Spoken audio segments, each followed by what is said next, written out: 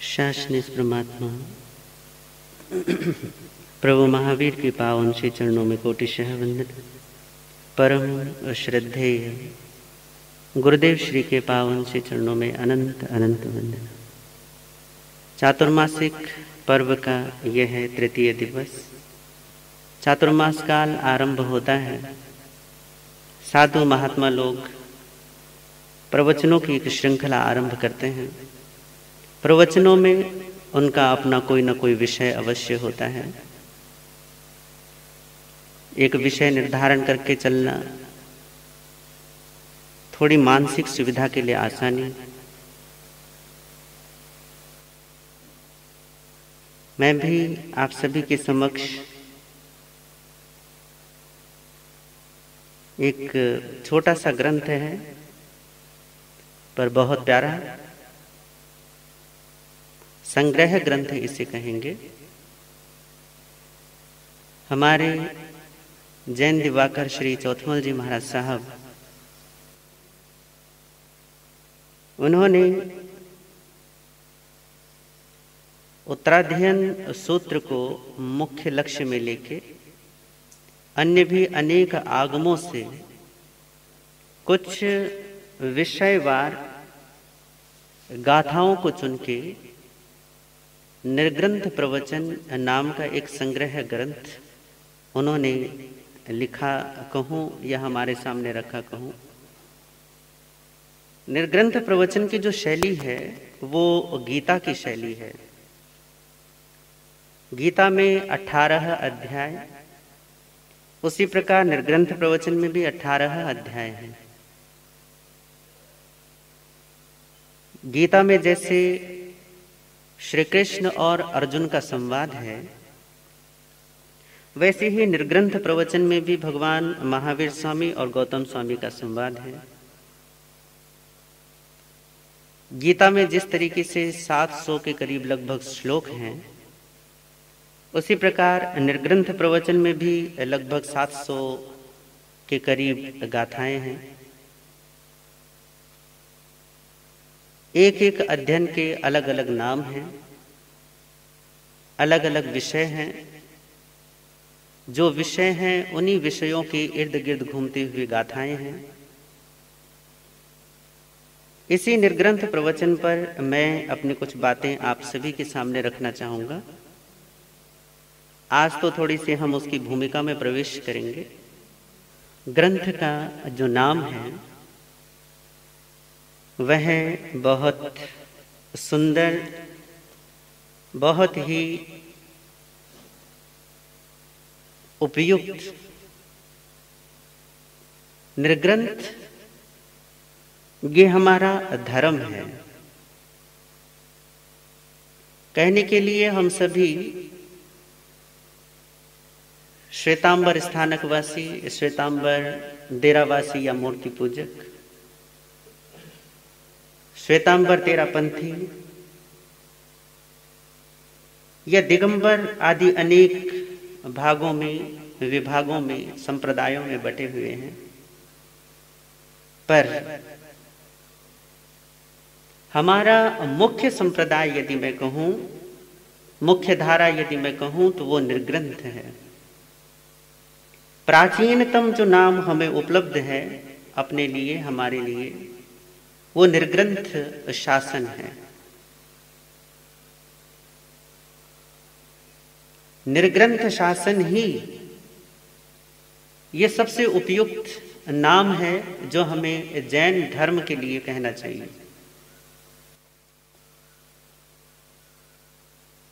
जैन धर्म भी हमारे धर्म के लिए, या ऐसा कहूं कि हम जिस परंपरा से हमारा ताल्लुक है, जैन शब्द भी उसके लिए बहुत दूर पड़ जाता है। क्योंकि जैन शब्द की अपनी एक यात्रा है। पहले जी धातु है, जी धातु से जिन बना है, जिन से फिर जैन बना है। पर जहां तक निर्ग्रंथ की बात है, निर्ग्रंथ आपको अपना अर्थ सीधा बतलाता है, अपना अर्थ सारा का सारा खुद ही समझा देता है। ये जो निर्ग्रंथ प्रवचन है, ये निर्ग्रंथ शासन का सार है। ये जो निर्ग्रंथ प्रवचन है ये जिन वाणी का सार है।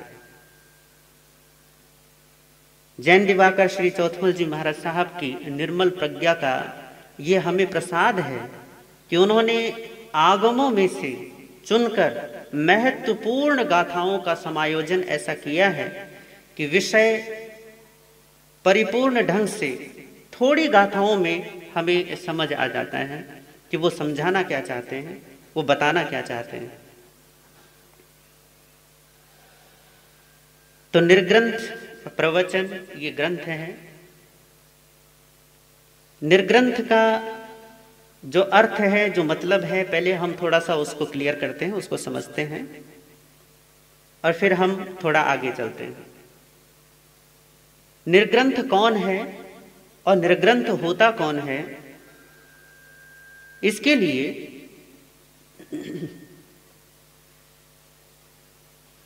आचार्य भूतबली और आचार्य पुष्पदंत ने एक बहुत बड़ा ग्रंथ लिखा है धवल करके।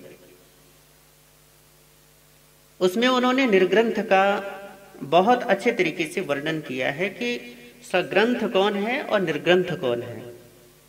तो किसे हम निर्ग्रंथ कहते हैं, तो वो कहते हैं व्यवहार नयम पडुच्च खेतादि ग्रंथो अभ्यंतर्गतम कारणतादो एदस्स परिहरणम निगंथत्तम निश्चयनयम पडुच्च मिच्छत्तादि ग्रंथो कम्म बंध कारणतादो तेसिम परित्यागो निगंथत्तम।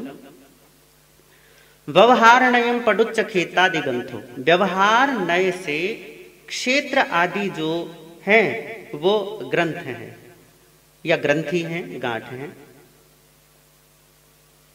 अभ्यंतर ग्रंथम कारणतादो, क्यों? क्योंकि ये भीतरी ग्रंथियों के कारण हैं। एदस्स परिहरणम, इनके परिहरण करने में, इनका त्याग करने में या इनको दूर करने में निगंथत्तम, निर्ग्रंथता है।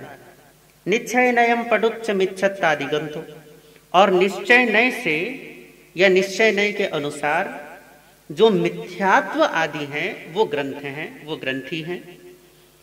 किस लिए? क्योंकि कर्म बंध कारणतादो, ये कर्म बंध के कारण हैं। तेसिम परित्यागो, उनके परित्याग करने से निगंथत्तम, निर्ग्रंथता होती है। आचार्य द्वय ने इन्हें दो तरीके से समझाया है कि व्यवहार नय और निश्चय नय से। व्यवहार अर्थात हम जो संसार में देखते हैं उसके अनुसार ग्रंथता किसको कहेंगे, ग्रंथी किसको कहेंगे। तो वो कह रहे हैं कि व्यवहार से तो ये जो जमीन है, जायदाद है, धन है, दौलत है, द्विपद चतुष्पद आदि जो भी हैं, ये बाहरी जो भी साजो सामान जाहो जलाली है उसे हम बाह्य ग्रंथ कहते हैं। और क्यों ग्रंथी कहते हैं? कहा क्योंकि ये आभ्यंतर ग्रंथियों के कारण बन जाते हैं। जमीन, जायदाद या धन, धान्य, द्विपद चतुष्पद, यान, वाहन, शय्यासन वगैरह जो भी हैं उनको कहा ये बाहरी ग्रंथियां हैं। बाहरी ग्रंथियां इसलिए हैं क्योंकि ये बाहरी ग्रंथियां कुछ निमित्त बनते हैं, कुछ कारण बाहर से ऐसा पैदा कर देते हैं, कुछ सिचुएशन ऐसी क्रिएट कर देते हैं कि हमारे भीतर में ग्रंथियां पैदा हो जाती हैं, कॉम्प्लेक्सेस बन जाते हैं। ये तो हुई व्यवहार की बात। पर व्यवहार का इतना दोष नहीं होता जितना कि निश्चय का दोष होता है। निश्चय का इसलिए कह रहा हूं क्योंकि ये भीतरी बात है। बंधन क्योंकि सारे के सारे भीतरी हैं, इसलिए कारण भी भीतर में निश्चित होता है। निश्चय नय से वो कह रहे हैं कि मिथ्यात्व आदि ग्रंथियां हैं। किस लिए? कहा क्योंकि ये कर्म के बंधन को बंधने के कारण है। निश्चय नय से मिथ्यात्व आदि कारण है ग्रंथियों के, या आप ऐसे कहो कि मिथ्यात्व ही एक ग्रंथि है। मिथ्यात्व ग्रंथि क्यों है? क्योंकि ये बंधन को पैदा करता है, कर्म के बंधन को पैदा करता है, और कर्म बंधन ही हमारे संसार परंपरा को आगे चलाता है। अब इसे थोड़ा सा सिलसिलेवार, थोड़ा सा खुलासे के साथ समझने की कोशिश करते हैं कि दो प्रकार का उन्होंने पहली बात तो ये परिग्रह का बात है कि दो प्रकार का परिग्रह है।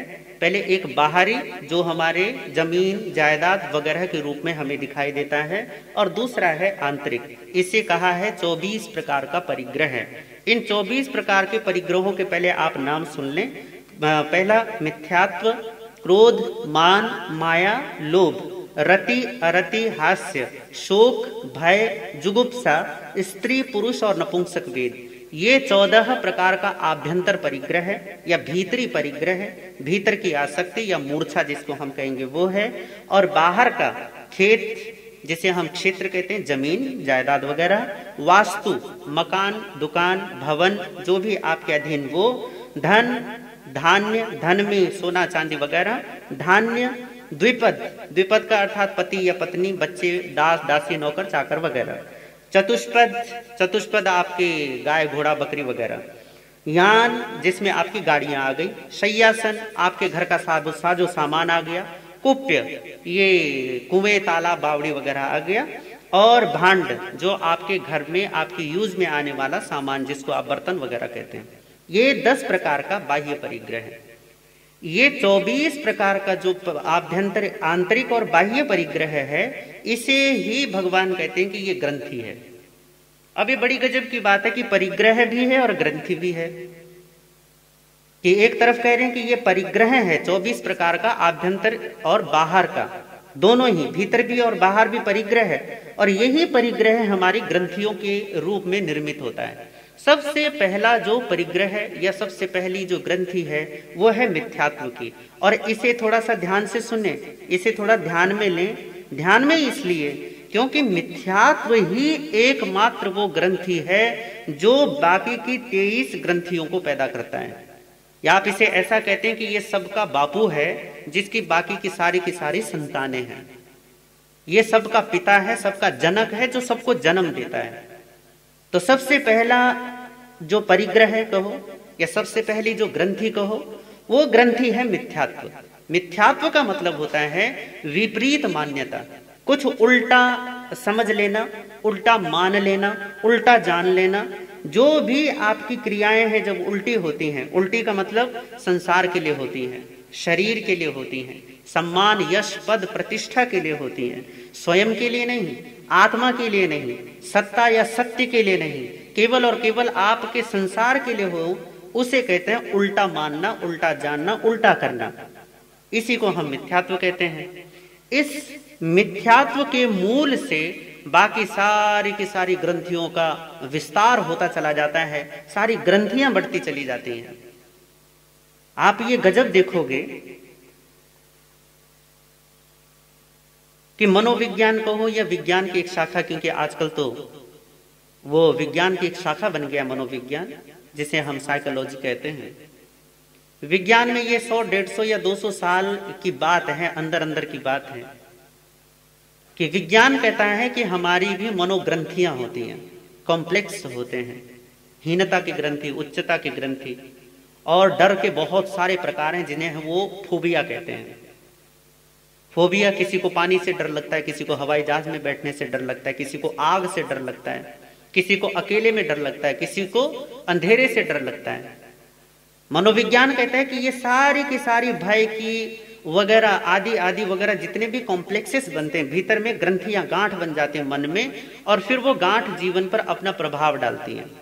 कई बार तो ये फोबिया जिन्हें हम कहते हैं इतने हावी हो जाते हैं कि आदमी यदि अकेले में हो जाए तो अकेले से इतना भयभीत हो जाता है अकेलेपन से कि कई बार तो पागलपन और आत्महत्या तक कर बैठता है। इसी प्रकार अन्य अन्य ग्रंथियां भी हैं, चाहे वो भय की हो, चाहे वो लोभ लालच या काम वासना की हो। ये सारी की सारी ग्रंथियां हमारे मन में कुछ कॉम्प्लेक्स का मतलब होता है कुछ द्वंद्व पैदा कर देते हैं। द्वंद्व का एक सीधा सा सिंपल सा अर्थ होता है जब आपको कुछ समझ में नहीं आता, क्या करना है और क्या नहीं करना है, क्या सोचना है और क्या नहीं सोचना है, जीवन में हमें कौन सी दिशा में जाना है और कौन सी दिशा में नहीं जाना है। जब असमंजसता आ जाए, जब आपके सामने रास्ते दो हों और निर्णय न हो पाए, उस अवस्था का नाम है द्वंद्व। उस द्वंद्व को पैदा करती हैं ये ग्रंथियां।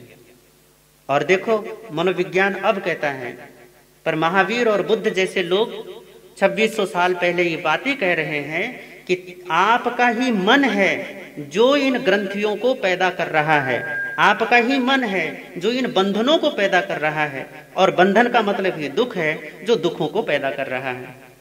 तो सबसे पहला मिथ्यात्व है, ये विपरीत धारणा है।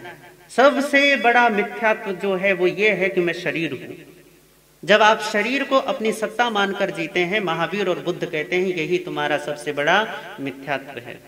अब क्योंकि महावीर की बात है तो इसलिए कहेंगे कि भगवान महावीर कहते हैं कि शरीर को अपना मानना या शरीर को अपना स्वरूप समझना, इसे हम सबसे बड़ा क्या मानते हैं? मिथ्यात्व मानते हैं।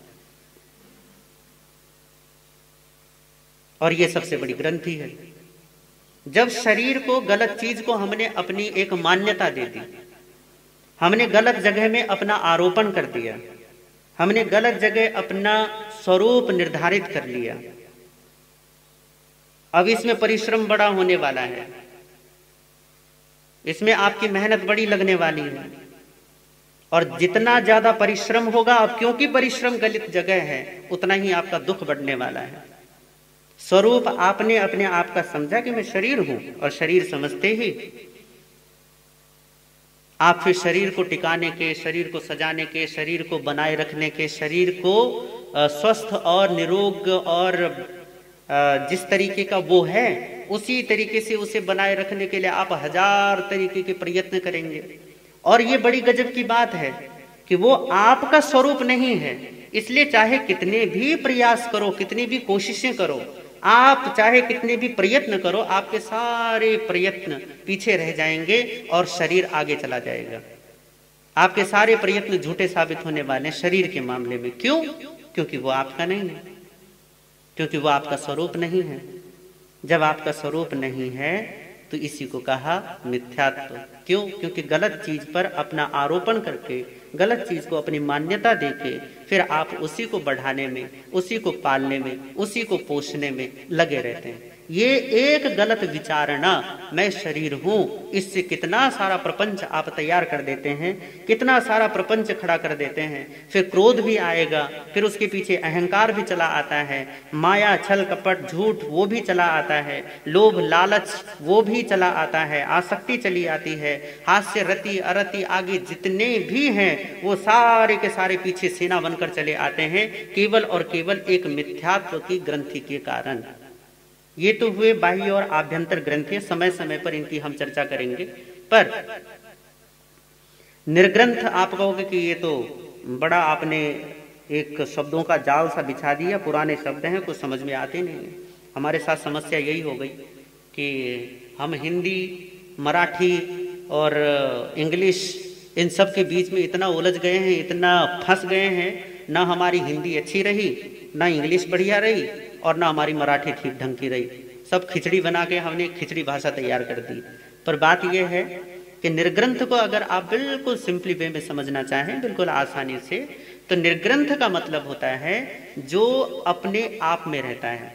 आप में से अगर पिछले, क्योंकि बचपन में हम सबका आता है, बचपन में हम जादुई कथाएं सुनते हैं, पढ़ते हैं, उन जादू कथाओं में आपने कभी सुना होगा या पढ़ा होगा कि कोई जादूगर की एक कथा है और उसमें वो जादूगर जो है, नायक आता है, जादूगर को मारता है, परंतु वो मरता नहीं है। तब पूछा जाता है कि भैया ये मर क्यों नहीं रहा? तो फिर पता चलता है कि इस जो जादूगर ने है अपने जो प्राण हैं वो किसी और चीज में डाले हुए, मान लो किसी कबूतर में या किसी तोते में। अब यदि उसको मारना है, जादूगर की अगर मौत करनी है, उससे मृत्यु देनी है, तो पहले तोते को मारना पड़ेगा, तब जाकर वो क्या होगा, वो जादूगर मरेगा। अभी बच्चों की एक फिल्म और एक किताब बड़ी प्रसिद्ध हुई हैरी पॉटर की, उसमें भी सारी कथा यही है कि उसका जो मुख्य खलनायक है, खलनायक अपने प्राणों को 7 भागों में बांट देता है। अब नायक का काम यह है, उन बच्चों का काम यह है कि उन 7 टुकड़ों को ढूंढो, उन 7 चीजों को खोजो और उन 7 चीजों को नष्ट कर दोगे, तब जाकर वो खलनायक मरेगा। वो 7 चीजें, उन 7 चीजों की कहानी है पूरी की पूरी हैरी पॉटर श्रृंखला, जो भी किताब पूरी की पूरी कहानी इसी पर बेस्ड है कि वो जो बच्चे हैं, जो हैरी पॉटर और उसके दोस्त हैं, वो उन 7 चीजों को खोजते हैं एक एक करके, और एक एक करके उन चीजों को नष्ट करते चले जाते हैं। जितना जितना एक चीज नष्ट हुई, उस आदमी की, उस खलनायक की एक शक्ति कम हो जाती है, या वो उसकी ताकत कम कम कम कम तर होती चली जाती है, और आखिरी में जब 7वीं चीज को मारा जाता है, तब जाकर वो खलनायक जो होता है वो खत्म होता है। अब आप कहोगे कि ये सारी की सारी बात किस लिए? ये इसीलिए है कि निर्ग्रंथ और ग्रंथ को पहचानने का, कि सग्रंथ कौन है और निर्ग्रंथ कौन है, इससे आपको पता चल जाएगा। जिसने भी अपने प्राणों को, या आप ये कहो कि जिसने भी अपनी सत्ता को, अपने दिल को या अपनी आत्मा को किसी और को समर्पित कर दिया, कहीं बाहर लगा दिया, अपनी इच्छाओं के केंद्र में किसी अन्य को बिठा दिया, वो कहा जाएगा कि ये सग्रंथ है। क्यों? क्योंकि उसके सारी की सारी प्राण धारा, उसकी जितनी भी ऊर्जा है, वो सारी की सारी किसी दूसरे पर अवलंबित है। आपकी खुशी और आपकी नाराजगी हमेशा दूसरों पर अवलंबित होती है, दूसरों पर डिपेंड करती है। मान लीजिए कि आपका बच्चा आज्ञाकारी है तो आप खुश हैं, और अगर थोड़ा नालायक निकल गया तो क्या होगा? छाती पर सांप लौटते रहते हैं सारे दिन, पूरी जिंदगी खराब हो जाती है। भैया, बच्चे के अपने संस्कार लेकर वो आया है, उसका अच्छा या बुरा निकलना, वो उसका अपना व्यवहार कहूं या उसका अपना व्यक्तित्व कहूं, पर एक माँ या एक बाप इसी बात से खुश रहता है कि भैया उसका बच्चा बहुत अच्छा है, या इसी बात से बड़ा दुखी रहता है, बड़ा परेशान, बड़ा हैरान, बिल्कुल चुसे हुए आम की तरह हो जाते हैं कि भैया हमारा बच्चा बड़ा नालायक निकल गया, हमारा कहना नहीं मानता, हमारी सेवा नहीं करता। देखो, नैतिक व्यवस्था की बात है तो एक बच्चे को माँ बाप की सेवा अवश्य करनी चाहिए, परंतु जहां तक ग्रंथियों की बात है तो महावीर कहेंगे यहाँ पर कि तुम्हारे सुख का और तुम्हारे दुख का कारण तुम्हारा बच्चा नहीं है, बल्कि तुम्हारी भीतर की अपेक्षा की वो ग्रंथि है जो तुमने अपने बच्चे से जोड़ दी। ये तुम्हारी प्राण धारा की बहती हुई वो धारा है जो अपने भीतर की तरफ नहीं बल्कि बाहर किसी और की तरफ बह रही है। पति का पूरा फोकस अपनी पत्नी पर रहता है, मेरी पत्नी मेरी पत्नी मेरी पत्नी। कल तक एक लड़का, वो जानता भी नहीं था कि कोई लड़की है जो उसके भाग में उसके माथे पर लिखी हुई है। एक लड़की जो ये भी नहीं जानती थी कहीं कोई लड़का है जिसने जन्म लिया है और वो मेरी किस्मत में लिखा है। दोनों एक दूसरे से अनजान थे, चाहे वो लव मैरिज हो चाहे वो अरेंज मैरिज हो, दोनों एक दूसरे से मिलते हैं, परिचय होता है, एक दिन शादी हो जाती है। जैसे 7 फेरे क्या नहीं लगते, पता नहीं कौन सा भूत काट जाता है। कल तक तो ना तू मेरा ना मैं तेरी, और जैसी 7 फेरे हुए नहीं, मैं तेरा और तू मेरी। ये जो पकड़ है, ये जो पोजीशन है, ये जो परिग्रह है, ये दूसरों को अपना बनाने का ये जो भाव है, इसको महावीर कहेंगे कि ये ग्रंथि है। और ग्रंथि किस लिए है? क्योंकि भैया पति का अपना व्यक्तित्व है। तुम चाहे कितना भी कहो कि मेरा पति मेरा पति मेरा पति मेरा पति, पति चाहे कितना भी आज्ञाकारी क्यों ना बन जाए, बिल्कुल ही कि भैया उंगली के इशारों पर नाचने वाला, या कहो कि आपके पलकों के इशारों को समझने वाला, पर फिर भी उसका अपना व्यक्तित्व है। वो उतना आपका कभी नहीं होगा जितना आप ही अपने हैं, उतना वो कभी होने वाला नहीं। यही बात पत्नी के साथ है। पत्नी चाहे कितनी ही आज्ञाकारिणी हो, कितनी ही सुशील हो, कितनी ही सरल हो, वैसे तो मिलना मुश्किल है, इतना मिलेगा नहीं या मिलेगी नहीं, इतनी सुशील और इतनी बढ़िया जो आपके सारे के सारे इशारे माने, वो भी कुछ ना कुछ अपने चला के रहेगी। पर बात यह है कि चलो मान भी लो कि मिल भी गई, जो आपके मन के भावों को समझ जाती है, मान लो कि आपकी लॉटरी लग भी गई, तो भी पत्नी उतनी आपकी अपनी नहीं हो सकती जितने आप अपने हैं। जब आप ही अपने हैं तो अपने को भूलने का मतलब क्या होता है, अपने को बिसराने का अर्थ क्या होता है? क्यों? क्योंकि महावीर कहते हैं कि जिसके प्राण दूसरों में लगे हैं वो व्यक्ति सग्रंथ है। और सग्रंथ व्यक्ति चाहे कितना भी जाहो जलाली वाला हो, चाहे कितना भी धन दौलत और सुख सुविधाओं वाला हो, उसके दुख का अभी अंत नहीं आया है, वो दुखी रहेगा। दुखी इसलिए नहीं क्योंकि वो अपने आप में नहीं है इसीलिए वो दुखी है, अपने स्वरूप में नहीं है इसलिए दुखी है। जादूगर के प्राण जैसे वो कबूतर में, तोते में, वैसे ही लोगों के प्राण आजकल दूसरों में हैं। किसी का पति में, किसी का पत्नी में, किसी के अपने बच्चों में है ना। बच्चा यदि अच्छा है तो आहा मेरा बच्चा, मेरा लाडला, मेरा चांद, मेरा राजकुमार, कितनी सारे और बच्चा थोड़ा सा पड़ोसी के बच्चे से थोड़ा सा कम नंबर ले आए, तेरा जैसा निकम्मा मैंने नहीं देखा। अरे हमारे पढ़ाई के जमाने में तुम्हें पता है, कहा कि एक दिन ऐसा हुआ, बाप अपने बेटे के साथ बैठा हुआ था, तो बाप बोला, अरे नालायक, बेचारा थोड़ा ऐसा होगा, अरे नालायक, तुझे पता है रविंद्रनाथ टैगोर जब तेरी उम्र के थे, 13-14 साल के, तब उन्होंने पता है बड़ा उपन्यास लिख दिया था और बहुत सारी कविताएं लिख डाली थी और बंगाल के बहुत बड़े लेखक बन चुके थे, और तू अपने आप को देख। तो क्या करे, पिताजी मैं भी आपको एक बात कहूं। करे क्या? करे आपको पता है आपकी उम्र में जवाहरलाल नेहरू देश के प्रधानमंत्री थे। बात वही की वही आ जाती है। हमारी अपेक्षाएं दूसरों से, हमारी इच्छाएं दूसरों से, हमारी सारी की सारी कामनाओं का सारा ठीकरा या सारा का सारा बोझा हम हमेशा दूसरों के सर पर मढ़कर चलते हैं। महावीर कहते हैं कि ये सग्रंथता है। सग्रंथ अर्थात अभी तुम्हारा पोजीशन कहीं और है, अभी तुम्हारी प्राणधारा कहीं और है, अभी तुम्हारी जो जीवनी है, जीवन की ऊर्जा है, वो सारा का सारा दूसरों पर लगा हुआ है, दूसरों पर आधारित है। और दूसरों का आधार चाहे कितना भी मजबूत हो मेरे भाई, वो हमेशा आपके लिए दूसरा ही रहेगा, आपके लिए अपना नहीं बनेगा। इन भ्रांतियों को तोड़ने का नाम है निर्ग्रंथ होना।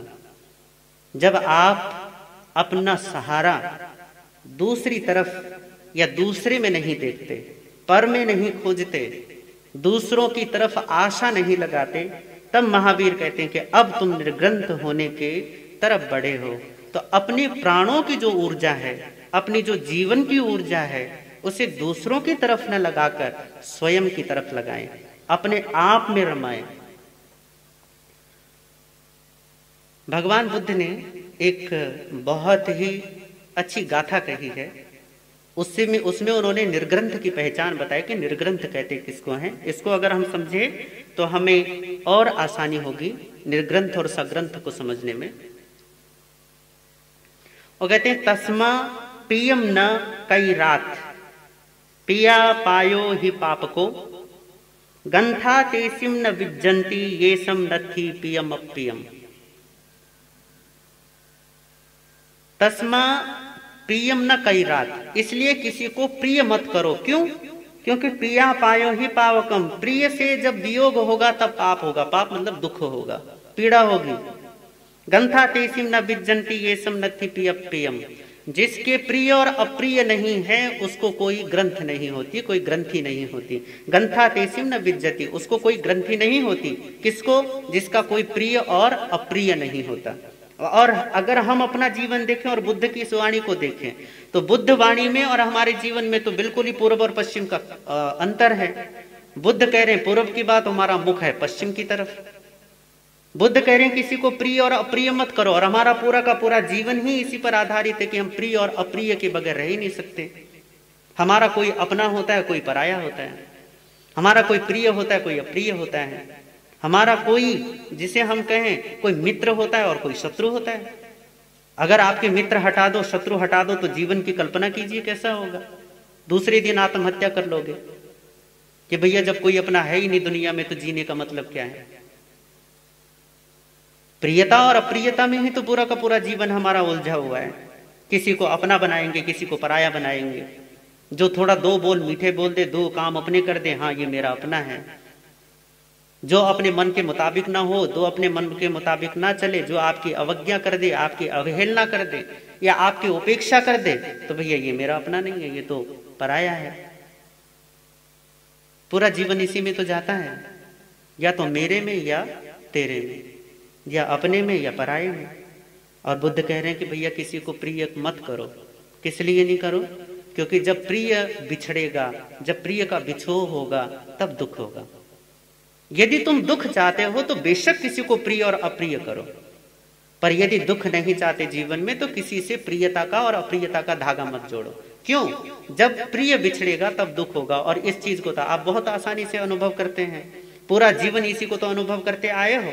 जब जब आपका प्रिय बिछड़ा है तब तब आप दुखी हुए हैं, और जब जब अप्रिय से आपका संयोग हुआ है, अप्रिय व्यक्ति के साथ, अप्रिय स्थान में और अप्रिय वस्तुओं के साथ आपको रहना पड़ा है, तब तब आप दुखी हुए हैं। तो बुद्ध कहते हैं कि किसी पर प्रियता का और अप्रियता का छाप लगाने की जरूरत ही क्या है।